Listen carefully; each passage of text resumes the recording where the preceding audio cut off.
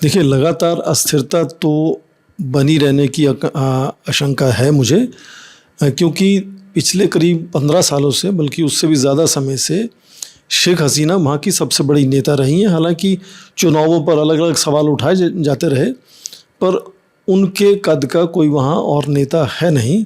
और यदि वहाँ की आर्मी, जैसा ऐसे भी अटकलें लगाई जा रही हैं कि अंतरिम सरकार में शायद सेनाध्यक्ष उसके इतने नेता होंगे जो उसको चलाएंगे, तो अक्सर ऐसा देखा जाता है, कम कम दक्षिण एशिया में हमने देखा है कि जब इस तरह से सेनाध्यक्ष राजनीति में दखलंदाजी करते हैं तो लोकतंत्र जल्दी से वापस नहीं आता है। तो उस हालात में भी मुझे लगता है कि एक तरह से अस्थिरता बनी रहेगी, और वहाँ जो आम जनता है उनके लिए तो नुकसान होगा ही, पर उसके साथ साथ भारत का भी इससे नुकसान हो सकता है, क्योंकि भारत के रिश्ते जो बांग्लादेश से थे वो बहुत अच्छे थे, और ख़ासकर दूसरे पड़ोसी देशों में आप देखें तो उससे तो बहुत ही अच्छे थे।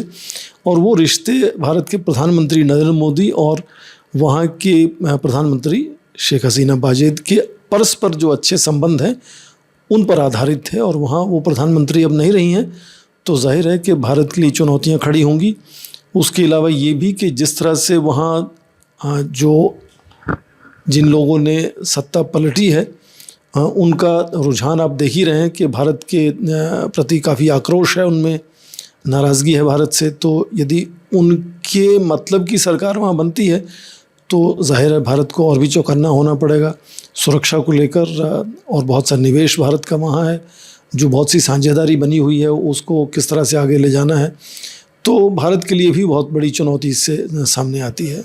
देखिए, शेख हसीना का 1971 से ही भारत से बहुत ख़ास रिश्ता है। उस वक्त भी जब बंगबंधु को, आपने पूरे परिवार को याद होगा, सेना ने समाप्त करने की कोशिश की थी, तो शेख हसीना और उनकी बहन रेहाना उस वक्त यूरोप में थी, फिर उनको भारत में शरण मिली।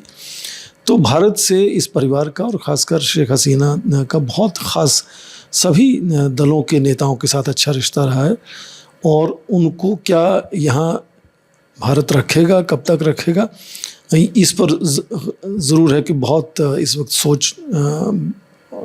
बातचीत हो रही होगी, बैठकें हो रही हैं कि क्या करना होगा। पर जो ख़बरों में अभी आ रहा है उसमें ये कि वो भारत में तो हैं, पर शायद भारत में रहेंगी नहीं, शायद लंदन जाकर रहेंगी।